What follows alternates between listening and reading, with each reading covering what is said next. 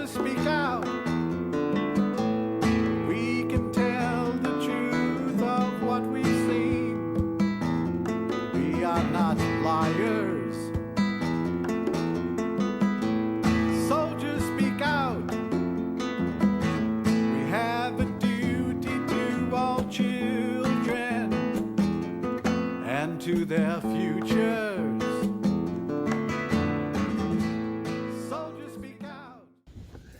My name is Heather Bowser, and I am the president of Children of Vietnam Veterans Health Alliance. And today we're going to be talking about Agent Orange and the lasting legacy in Vietnam and in the United States on the families and children who have been exposed through either environmental exposure or through genetic exposure.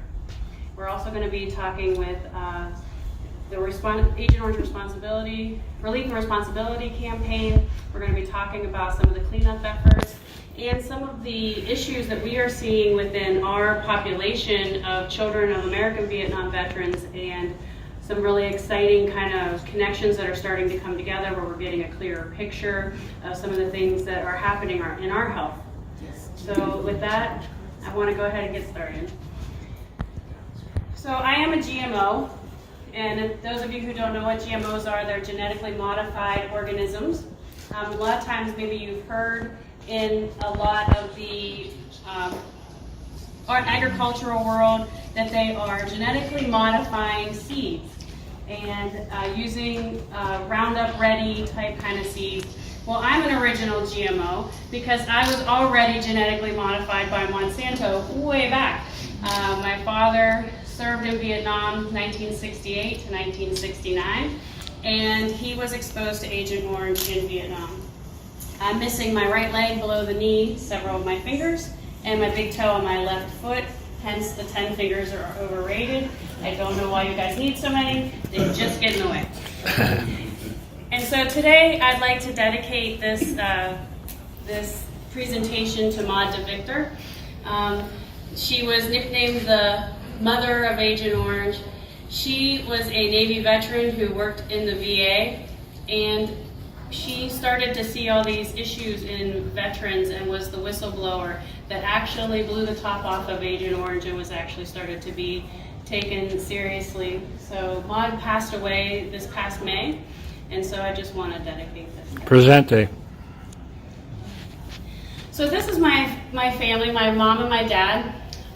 My mom and dad got married 9 days before my dad deployed to Vietnam, because that's what you did. If they had 9 days together, they were happy. They were glad to have those 9 days. So they decided to get married 9 days before my father deployed. My father was deployed, like I said, in 1968 to 1969. He had dropped out of college, and so my mother, who was dating him at the time, said, "Bill, you're going to get drafted." And he said, well, if it happens, it happens. And of course, his number was coming up. So he decided to go ahead and enlist. And so they said, "Don't worry with your college and accounting, we're going to keep you stateside." Yeah, right. Lies and more lies, right? So my father deployed to Long Binh, which is just outside of Bien Hoa for many of you that know Vietnam. So just real quick, because all of you know, what is Agent Orange? It was a chemical herbicide that was sprayed in South Vietnam, Laos, and Cambodia. And it actually was contaminated with dioxin. And what happened is that they started manufacturing it so quickly that it actually introduced the byproduct dioxin into the chemical. They sprayed 19 million gallons of Agent Orange in Vietnam, and again, it was extremely contaminated with dioxin. So we're going to talk more about Operation Ranch Hand and those kinds of things, but Operation Ranch Hand was the flight missions out of Bien Hoa. The sorties would fly up down to like Mekong and that area and spray down there and then come back. Now, Long Binh base is in this area.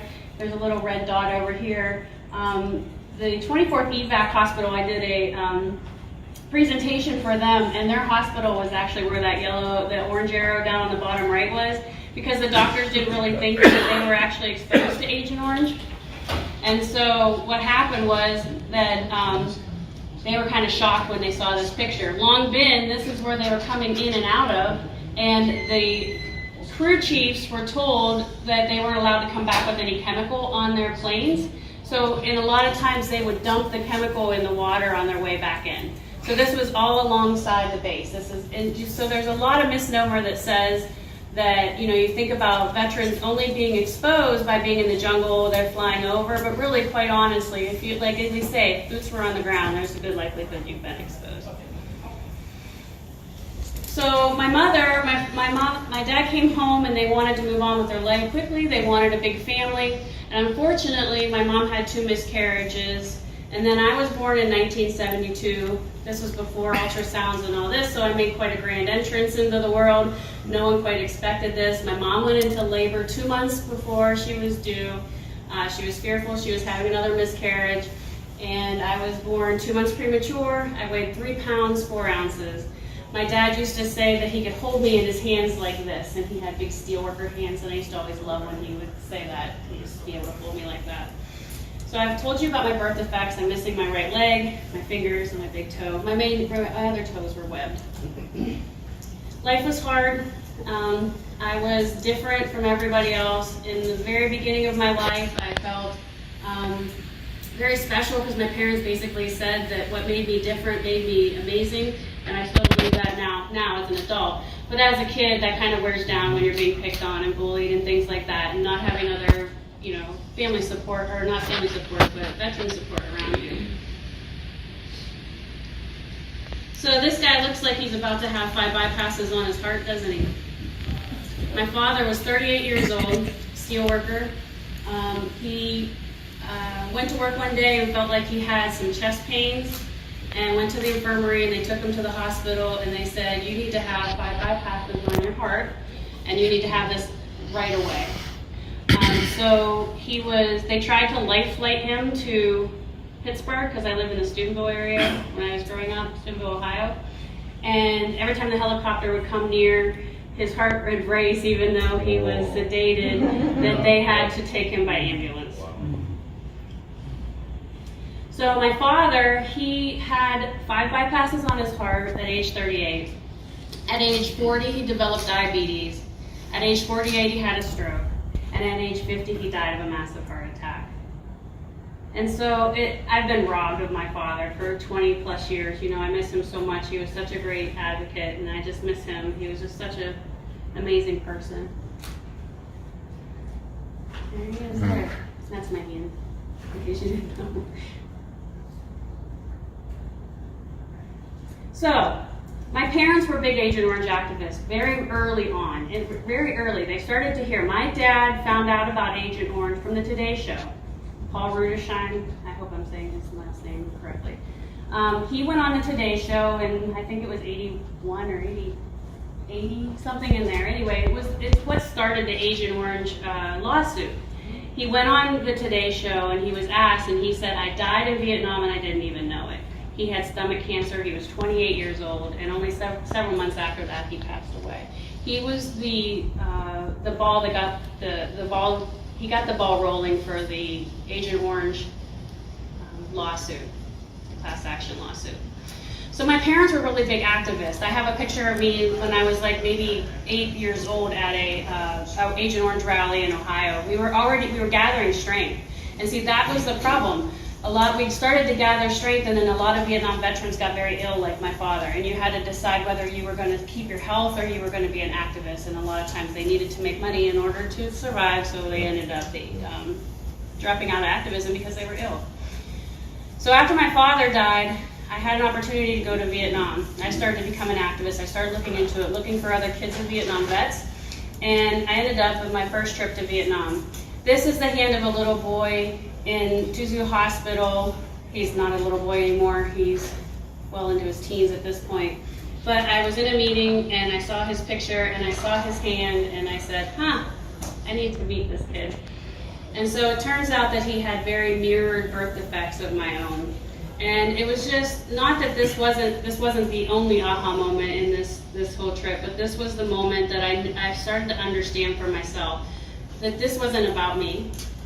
This isn't about just the American side of the story. This isn't just about the Vietnamese side of the story.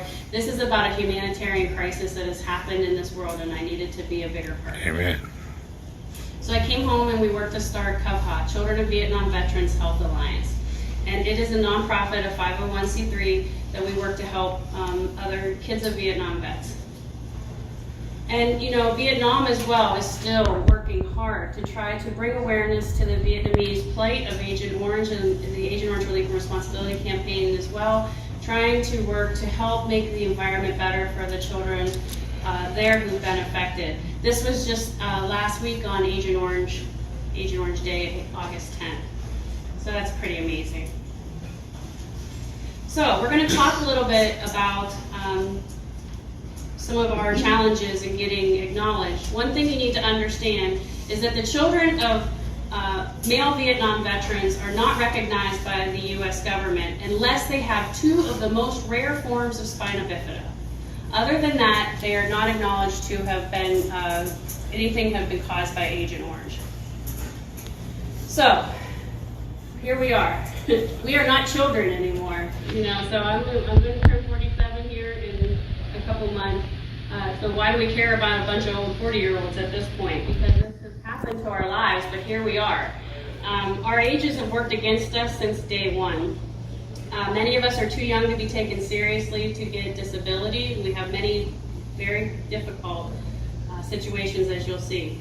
Many had to drop out of college because a lot of kids of Vietnam vets get chronic illnesses right at the beginning of their 20s. We have socioeconomic issues, poverty, and lack of resources. And we have more backlog and less judicial oversight. One of the things that is happening a lot is that we don't understand what's going on with the VA, because the VA has, in many ways, they will ask all the kids. We encourage the kids to go ahead and file a claim, even though we know that it'll be denied. Because unless your mother was a Vietnam vet and they have a specific number of birth defects, or your father was a vet and you have two types of birth defects, just the two spinal bifidas, it's going to be denied. But we encourage everyone to go ahead and claim, because you never know what's going to change. So what's happening is all the kids' claims go to Denver, Colorado, and they're promptly lost. Or they're promptly asked for extra medical information and then promptly lost. So people have to continue to reapply and do all the things again and again, and stuff doesn't go anywhere. So we kind of were questioning, why are they researching us without taking any responsibility for what they're doing, which is most likely what's happening. So there's 16 or so birth defects in the children of female Vietnam veterans that are recognized. And so there used to be a lot of resentment, I think at times, thinking that between the kids of male Vietnam veterans and the kids of female Vietnam veterans, that wow, at least they get recognition and we don't. But it's paltry. I will tell you, it is so small amount. These birth defects, we have hundreds of kids in our group who have applied, and I even have it, and I have a letter that says, if your father was a Vietnam, or if your mother was a Vietnam vet, you'd be recognized, but it's because it's your father, you are not recognized. So, so that's disheartening.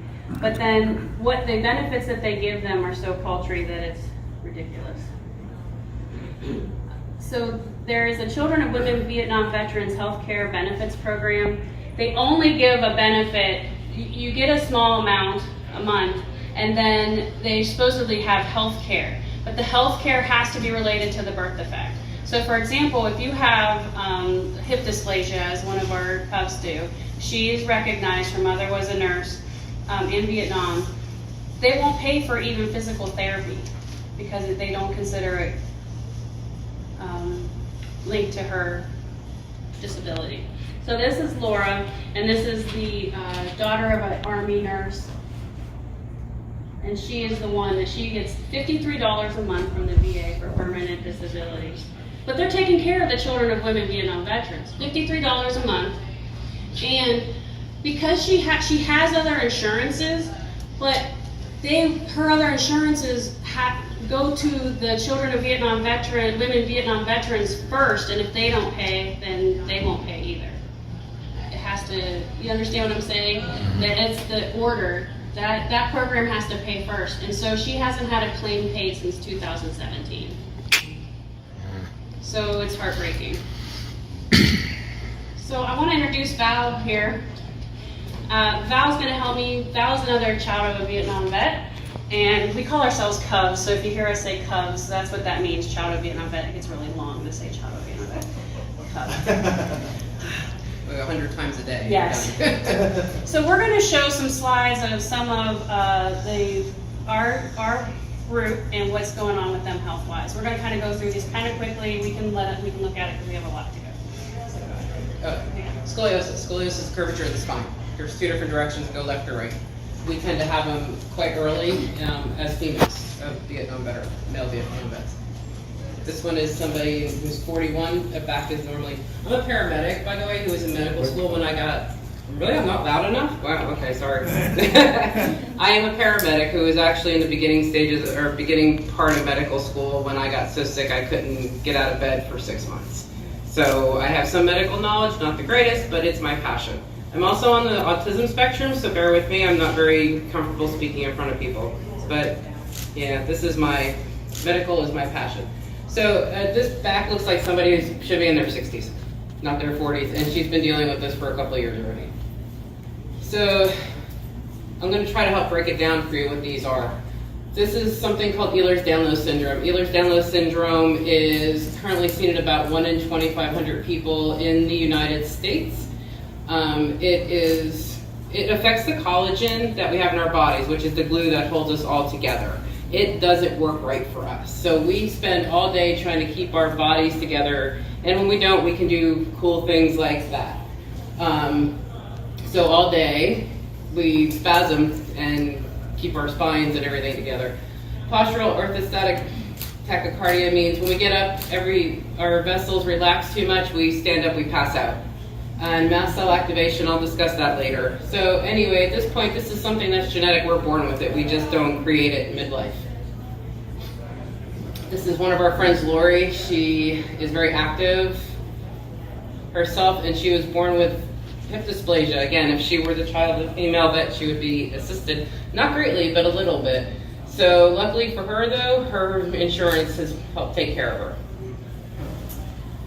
I'm sorry? Okay, cool. All right, so this is Jennifer Loney. If you've ever been to the War Remnants Museum and seen a picture of the little girl without her arm, that's her. She's an amazing woman.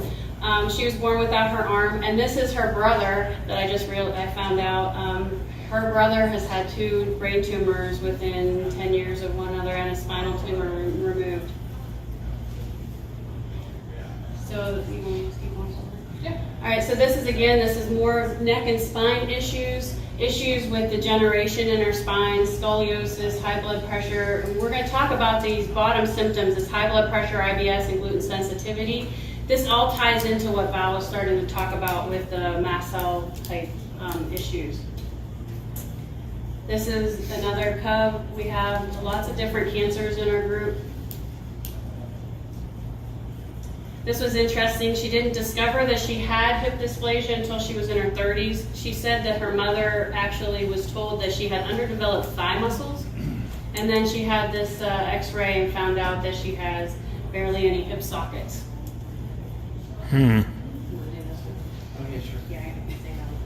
So this one, she's talking about trigeminal neuralgia. This is the nerve that goes from the face to the brain, and it talks to your brain and tells your brain what's going on and back and forth. So, but she also has these other atypical trigeminal neuralgia, face pain, asthma, yada yada. Again, I'll talk about more of what's going on with what we think we have in our group that nobody's recognized yet. This is another one with degenerative disc disease and the curvature of the spine. A lot of our COVVHs have had fusions, tons and tons of back fusions and issues. She's had breast cancer and thyroid cancer, which are also very common in our group. Actually, spots on her lung or on her rib right now, and rheumatoid arthritis. This is another very active member in our group. Her mother was from Long An province, and her father was a Vietnam vet. Her older brother was stillborn. She lost a son to anencephaly. She's had breast cancer, mast cell, all these things, these same kind of symptoms that keep coming up and up and up in our group. Degenerative disc, if you notice, lots and lots of back issues. Remember, they've already discovered that neural tube defects are caused by Agent Orange by dioxin exposure in female Vietnam veterans. So it's not a far cry to go to all these spinal issues. She also has early onset dementia, which unfortunately is also something we're starting to see, and Parkinson's-like symptoms in our group as well. Another severe scoliosis case. She has this, go ahead. Tethered cord. She has tethered cord, which is usually part and parcel with PRE and or spine defect. And here is a PRE malformation and intracranial hypertension. She also is missing her toes. And yeah, 43. Now you're seeing all these 43, 20, 35. That's because our generation, this is where we are. This is where we are. She has postural orthostatic tachycardia syndrome, which again, you stand up, your vessels can't constrict fast enough to keep you awake. So you pass out. In her case, she has something called hyperadrenergic POTS, where her blood pressure spikes up so high, look how high that blood pressure is, that she could have a stroke. I have the same thing, and it's all part and parcel with the connective tissue, the mast cells. This is again the Chiari malformation, cleft palate, which is an issue that's recognized by children of female Vietnam veterans, and there's all these same things. We're not trying to bum you out. We're just trying to show you the reality of what's happening in our group. What we are seeing is so very important to understand. Yeah. Josh Kelly, some of you may have met him before. He's missing both arms. He actually moved to my town. He works with my husband at our antique store. Oh, We adore him. He's a good guy. Rheumatoid arthritis, these kind of autoimmune disorders. She was also many of these, and I haven't even stopped to say, many of these children of Vietnam veterans have grandchildren, or have the grandchildren of Vietnam veterans that also have some very debilitating birth effects. Her body is overreacting to outside stimuli from the environment, and what it does is winds up affecting the vasculature. So she has not only these allergic reactions, but also swollen vessels every day. This is another one with the scoliosis. This girl's 46. And then we also have a lot of the stomach issues. I know we have a lot of females and shown, but we have several males too, and several male issues as well. Women just like to talk about it. Yeah, we just don't talk about it. I'm like, okay guys, I'm getting a lot of females. I know you guys can come in and say something. They don't. We're intimidating. Yeah. So Okay. again, this is a whole list of issues. You might see some of the same ones from the other pictures. Another one with spine problems, thyroid issues. So she had this spinal fusion at age 36. She had the bolts out.